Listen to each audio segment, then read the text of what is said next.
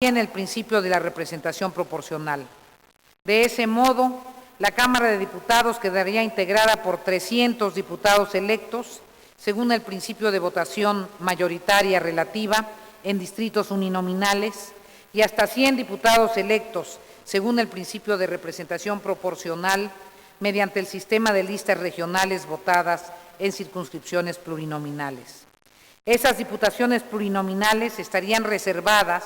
a los partidos políticos que hubieran logrado el 1.5 de la votación, 1,5 de la votación nacional, y que no hubieran obtenido 60 o más constancias de mayoría, lo que aseguraba que al menos el 25% de las curules correspondería a los partidos minoritarios. En definitiva, el objetivo de las reformas político-electorales de los años 1977 y 1978 fue el de propiciar un sistema mucho más competitivo de partidos políticos. Entre sus efectos inmediatos sobresale la ampliación del espectro de las opciones políticas con la participación en los comicios de 1979, por la vía del registro condicionado del Partido Comunista Mexicano, el Partido Socialista de los Trabajadores y el Demócrata Mexicano. Asimismo, aunque se mantuvo el predominio del PRI desde las elecciones de 1979, se produjo una disminución significativa del porcentaje obtenido por ese partido en la votación nacional. En esa elección, 79, el PRI obtuvo el 69.71%, en contraste con el 80% logrado en los comicios de 1976, una reducción de alrededor del 10%. Correlativamente, se generó una tendencia al ascenso de la fuerza electoral de los partidos minoritarios, o que eran minoritarios para ese entonces, en particular del Partido Acción Nacional, que en las elecciones presidenciales de 1982 alcanzó casi el 16%. La mayor competencia electoral se manifestó, además, en algunos comicios locales, puesto que en 1983 el Partido Acción Nacional ganó los ayuntamientos de las principales ciudades de Chihuahua, inclusive la capital, y logró también el triunfo en la capital de Durango. No es exagerado decir que sobre los cimientos erigidos en 1977 y 1978 se construyó, a través de reformas sucesivas y en un proceso de décadas, la normalidad democrática que en el presente caracteriza al país. Hay otro hecho a destacar. En 1977, la iniciativa de emprender la reforma política correspondió al Ejecutivo Federal. Fue entonces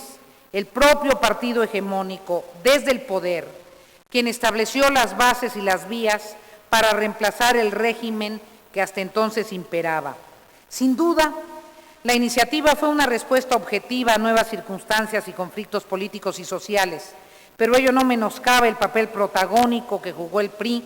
en la erección de las premisas que sustentaron el proceso de democratización de México. En las sucesivas reformas político-electorales que experimentó el país, persistirá, como habrán de notar, el papel protagónico del PRI. La primera de tales reformas, en lo que toca a la Constitución,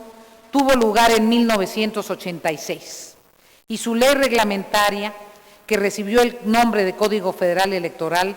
se publicó en febrero del siguiente año. Como había ocurrido antes, se trató de una respuesta a las demandas y exigencias políticas del momento, pero las iniciativas que finalmente fueron aprobadas emanaron del Ejecutivo Federal, aunque con relación a la legislación reglamentaria, el Congreso de la Unión introdujo enmiendas significativas. Las nuevas demandas políticas tenían que ver fundamentalmente con la integración de la Cámara de Diputados y con la objetividad, imparcialidad y transparencia que debían prevalecer en los procesos electorales. En lo que hace al primer tema, los partidos minoritarios exigían, en esencia, una composición más cercana a la estricta representación proporcional, y con respecto al segundo, la inconformidad con los resultados de distintos procesos electorales locales en particular el de Chihuahua en 1986, había llevado a fijar la atención sobre los organismos encargados de la preparación, desarrollo y vigilancia de las elecciones, así como sobre los medios de impugnación previstos para garantizar la legalidad de sus actos y las instituciones encargadas de su desahogo y resolución. Hablando de reformas, sé, diputado Trino Padilla, que usted está en un receso de la Cámara Local. Cuando tenga usted que retirarse, no tenga usted el menor problema. Por eso, las reformas de 1986 y de 1987 dispusieron la elección de 200 diputados según el principio de representación proporcional, en lugar de los 100 previstos en 1977, y a fin de procurar que la participación de los partidos en la Cámara de Diputados correspondiera de modo más fiel a la cantidad de sus votos que efectivamente hubieran alcanzado, consagraron el derecho del partido político que hubiera obtenido el 51% o más de la votación nacional a concurrir a la distribución de los diputados plurinominales hasta que la suma de sus curules reprodujera el total de sus sufragios. Ello siempre y cuando el número de constancias de mayoría relativa hubiera logrado representar en comparación con su votación un porcentaje menor del mencionado total. Aquí en el texto hago una descripción de la reforma de 1986 y su repercusión en la Cámara Federal.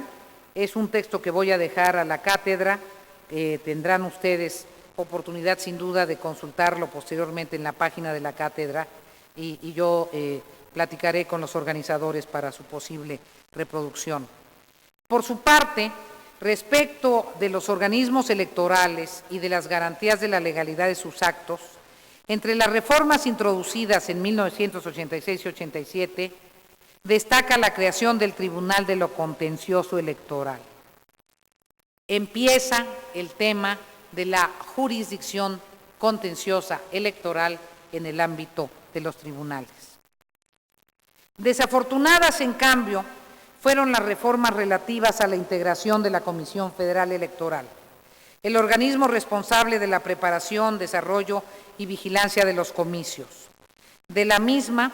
de acuerdo con el Código, eran miembros el secretario de Gobernación, quien fungía como presidente, un diputado y un senador designados por las respectivas cámaras y los comisionados de los partidos nacionales, nombrados estos últimos por cada una de las organizaciones políticas, con registro en la proporción de 1 por cada 3% de la votación que hubiera alcanzado en la elección anterior, hasta un máximo de 16 comisionados. En la práctica, en la Comisión Federal Electoral se repetía la preponderancia del partido hegemónico con esta fórmula. En el marco de las reformas constitucionales y legales de 1986 y 1987, el 6 de julio de 1988 tuvieron lugar, si no analizamos en este momento los comicios de 2006, las elecciones más competitivas y debatidas de la historia moderna del país. Entonces, los resultados oficiales de la votación para presidente de la República arrojaron que el candidato del PRI, Carlos Salinas de Gortari, había obtenido el 50.36% de la votación, en tanto que Cuauhtémoc Cárdenas Solórzano, candidato común de los partidos Auténtico de la Revolución Mexicana, Popular Socialista, del Frente Cardenista de la Reconstrucción Nacional y Mexicano Socialista, PMS, así como de la Corriente Democrática, alcanzó el 30.8% de los sufragios. Por su parte, Manuel J. Cloutier, candidato del PAN, logró el 17.07% de los votos. Tales resultados, empero, fueron objeto de las más enérgicas impugnaciones, inconformidades, alentadas por la desconfianza que suscitaba una autoridad electoral controlada por el partido político mayoritario, por la falta de transparencia con que fueron organizados los comicios